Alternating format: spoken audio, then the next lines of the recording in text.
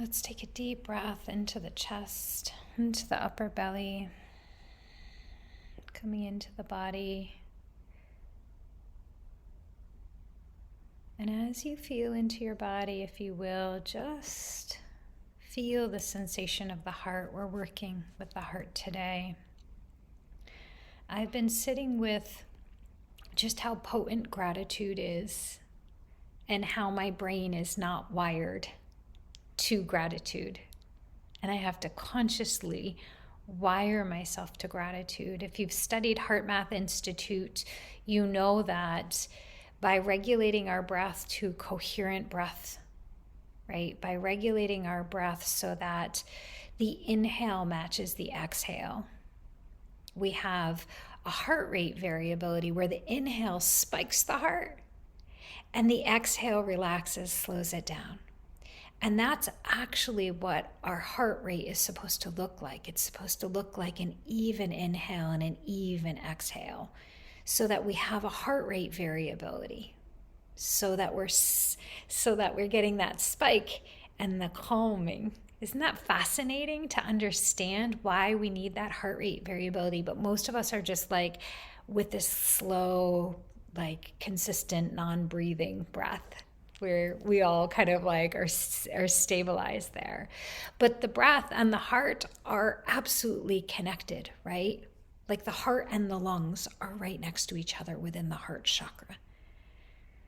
And so by coming into our breath and regulating our breath for coherent breathing and creating the feeling of appreciation or gratitude, we activate the heart. So from a woo-woo perspective, we're activating the heart. Just from a pure science perspective, we're regulating our cardiovascular system by regulating our breath. The breath is the way that we hack our autonomic nervous system. So the autonomic nervous system is in charge of digestion and hormones and immune and, our cardiovascular, respiratory, everything is based off of our autonomic nervous system. The way that we hack our autonomic nervous system is by regulating the breath. So purely, those of us who are yoga teachers, purely by being able to explain this to the non-believers, that what we're doing by regulating our breath is creating that heart rate variability, which automatically affects our cardiovascular system and every other system. So that's how we hook our non-believers into regulating breath, right? And so we're working with the heart. By regulating the breath, we're changing our heart rate variability and we're actually affecting the physical heart. But what we're talking about is more of the heart chakra or the metaphysical heart, which is the place where we attract and magnetize things into our lives. So through breath and through gratitude, we can amplify the resonance of what's working presently, rather than keeping our mental body focused on what's not working, which I don't know about you, but that's where my mind automatically is filtering and looking to correct in the outside world. Always. Like perfectionistic mind. That's right. That's not right. This is good. This is not good. We need to fix this, right? That's just how the mental body works. And that's okay. But that's not going to amplify the magnetism of the seeds of what's working. And so that's where I've been attuned to is just affirming throughout my day, oh, that's beauty. Oh, that's sweet. Oh, look at the luxurious time I have right now. Oh, I'm so grateful for that. So it's rewiring the mental body. It's building the neural synapses within the brain to autopilot to that. And there are times in my life where really terrible things were happening, but because I had been wiring in gratitude, I was like automatically in gratitude when the terrible thing was happening. So it didn't feel as suffery and angsty. And so that's the beauty of neurosynaptically affirming the neural pathways of what's working. just again from a more scientific perspective of like, if I build the neural pathways within my brain to be able to affirm what works, then I will have that system, that neurocircuitry to just look into the world and still be able to filter for what's working. And we lose that neurocircuitry as soon as we hit like a rough point in life and we just start hyper focusing on what's not working. And I watch my husband and I get like that around our kids. We get into the focus of really discussing what's not working and what's not working over there and what's not working over there. And then I have to kind of reset myself and then reset the relationship for the discussion to affirm what's working and what's beautiful and what's okay. And that's how we practically do that in our relationships. Rather than getting rid of the husband, I work with leadership to shift and transform the relationship. I work with so many couples who don't know how to transform patterns. It's not easy to transform from within and then be able to attract that in our relationships and use leadership to shift the relationship into that direction. But man, it's possible. So long as there's a little bit of guidance. So let's build it within ourselves and let's look at the specific areas. Is it your work life? Is it your romantic relationship? Is it your offspring? What is it that you have gotten a little hyper focused on what's not working? And how can we start to amplify within the heart resonance? Because we send electrical thoughts out into the world and then we magnetize what we desire through the magnetic field of the heart. That's how attraction works. Put some thoughts out, we magnetize. So we need to rewire the thoughts and activate the heart to be able to magnify both systems, the giving and the sending out and the receiving. So if you have also gotten lazy in your activation of the heart and your cleanup. I just cleaned up my computer, my laptop, so it would run a little bit better. Same thing. Like, let's just clean up the mental space. Let's activate the heart and start to magnetize, amplifying through gratitude what's working in the world, shall we? All right, so it all starts with our breath. Let's just create equal breathing. Let's just breathe in at a count of 5. And let's exhale at a count of 5. Now, if you wanted to relax the system and activate parasympathetic nervous system, you would lengthen the exhale. You would shorten the inhale and you would lengthen the exhale. But today, we're just going to create an equal in-breath and out-breath, and then we're going to move it to alternate nostril. So exhale. Do a double exhale with me. And then breathe in. And breathe out. 5, 4, 3, 2, 1. Breathe in. 4, 3, 2, 1. And out. 4, 3, 2, 1. In. And out.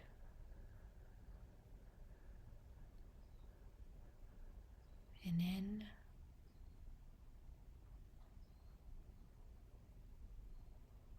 And out.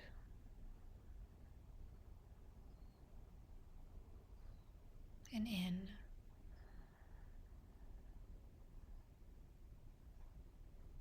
And out. Bringing your dominant hand to your head, closing the right nostril. Double exhale here. Inhale left.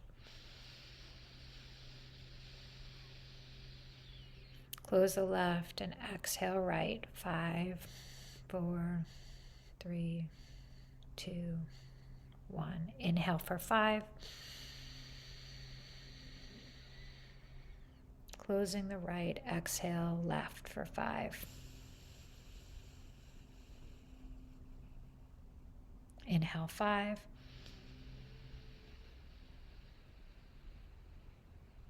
Close the left, exhale right, 5. Inhale 5.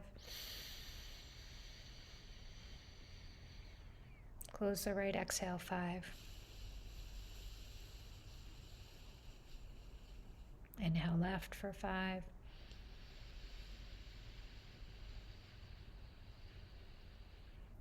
Exhale right for 5.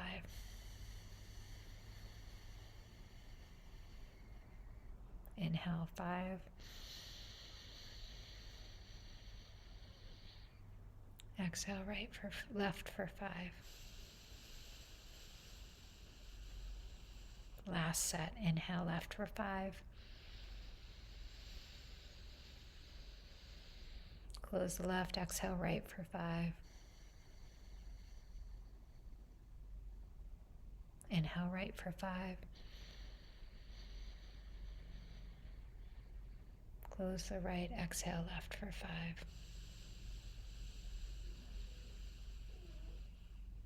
Releasing one hand inside the other, come back to your normal breath. Begin to draw the breath up the spine, if you will.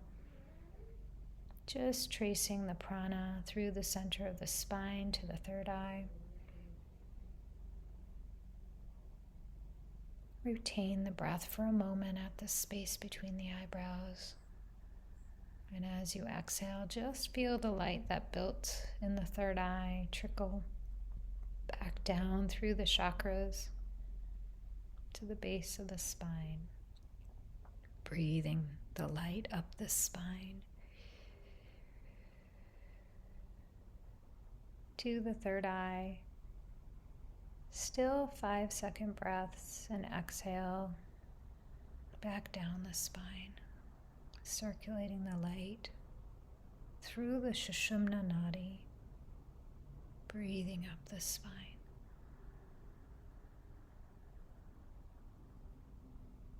Retaining the breath at the center of the head,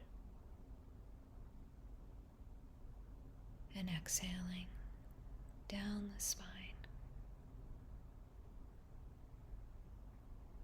Last one like that.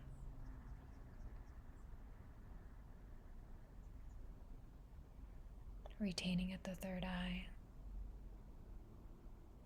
And as you exhale now, I want you to take the elevator down into the heart, the sacred heart cave. So exhale and drop, if you will, down the chute, just to the space behind the physical heart.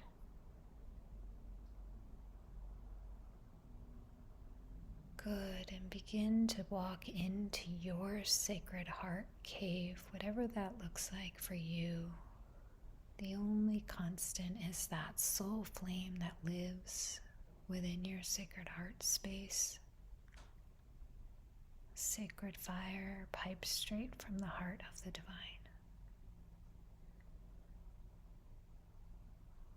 So have a seat next to your soul flame, your divinity, your sacred fire.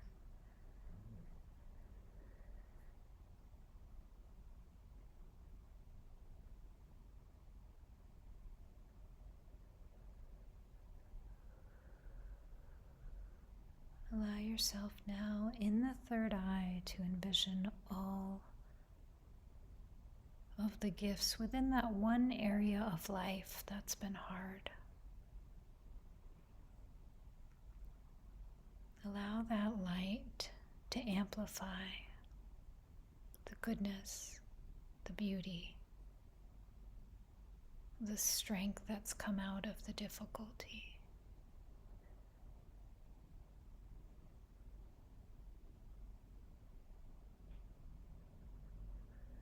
Allow yourself to see the goodness in that person that you may have been criticizing, the perfection in the way that the karma has presented lessons.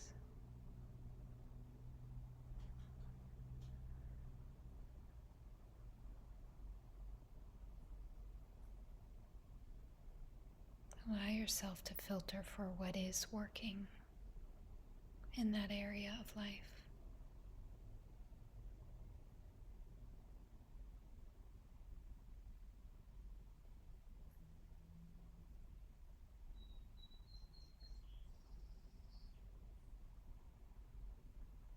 See if you can feel that ripple into your whole body, that focus on the goodness.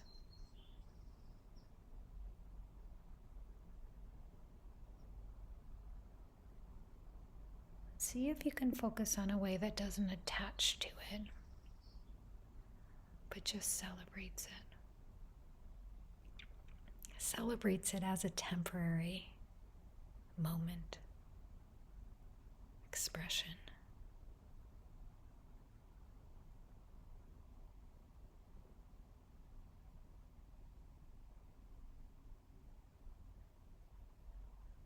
Keep your mind focused on the goodness, on what's working, on the sweetness.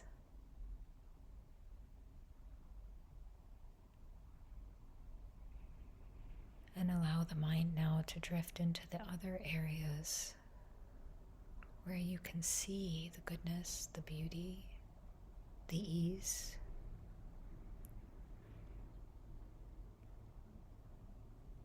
The rewards, the lightness.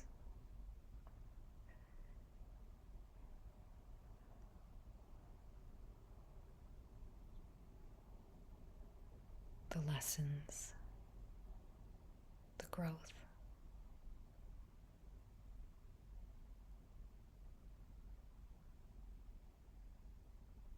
And as you focus on the goodness, the positive, just feel gratitude right behind that.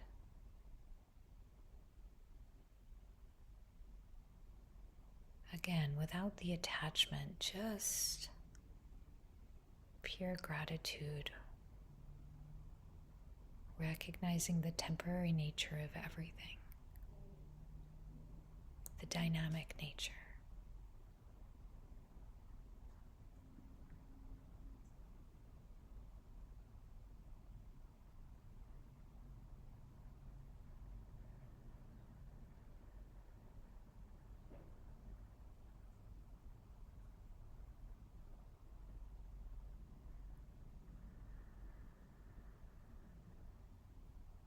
Keeping the breath even.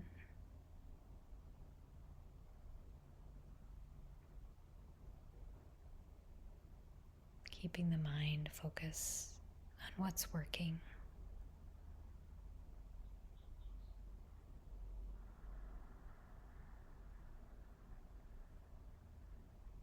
Panning out.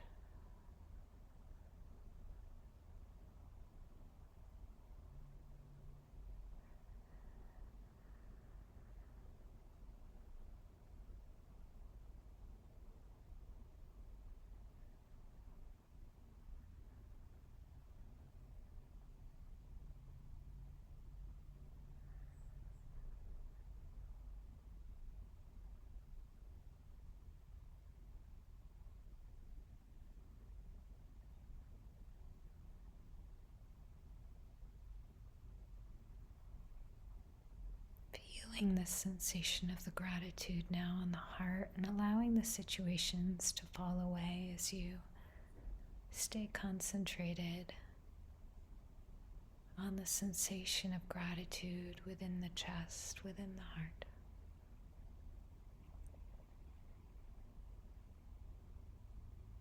And as I do that, I usually stay with the mantra, thank you, divine, I love you, divine, thank you, thank you.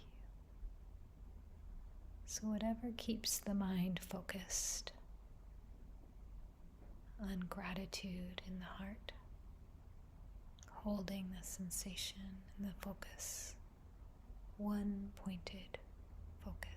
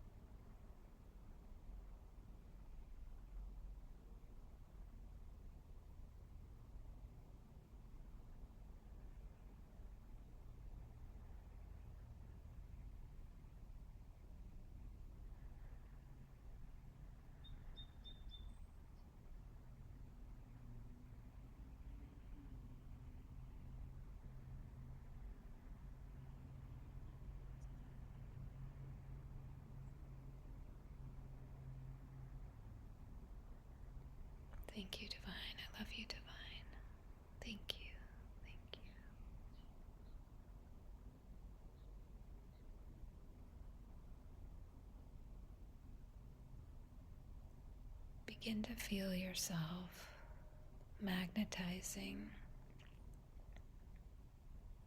just sweetness, synchronicities,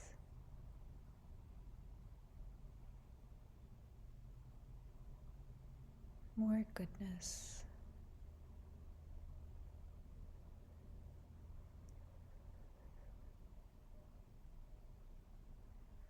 Not because you're grasping, but because the amplification of the sweetness in your field begins to pull in more resonant goodness.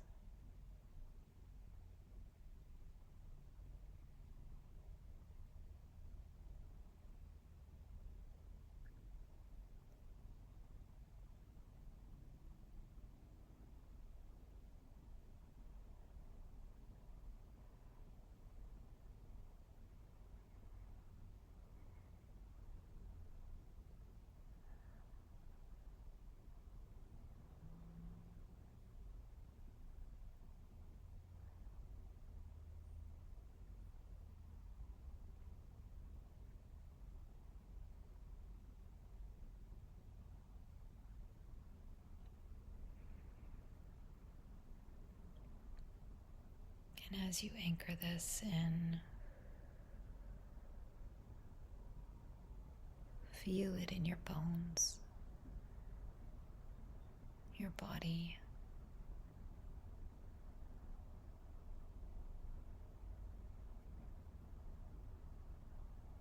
Feel it in your lived and embodied experience right here, right now.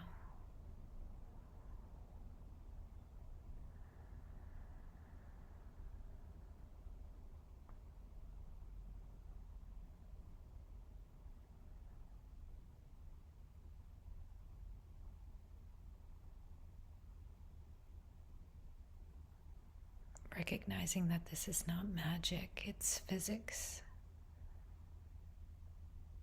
It's mastery of the mind and the heart.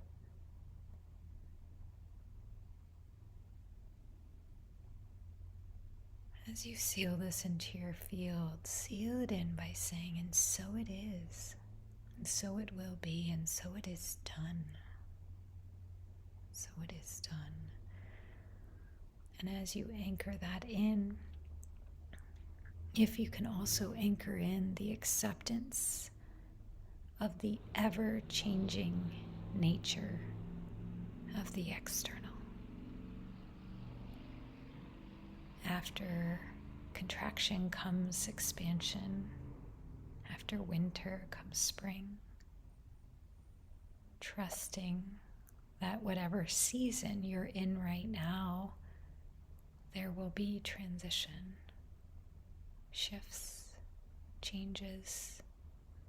And our work is not to be in resistance to what is, but to expect those transitions as part of this human experience.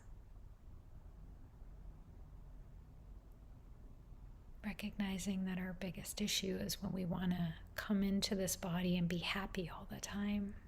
We get attached to happy, but the soul came in to have a whole varied experience, not just happy.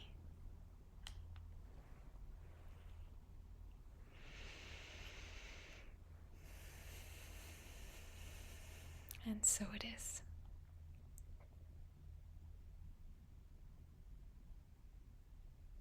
Many blessings, you guys.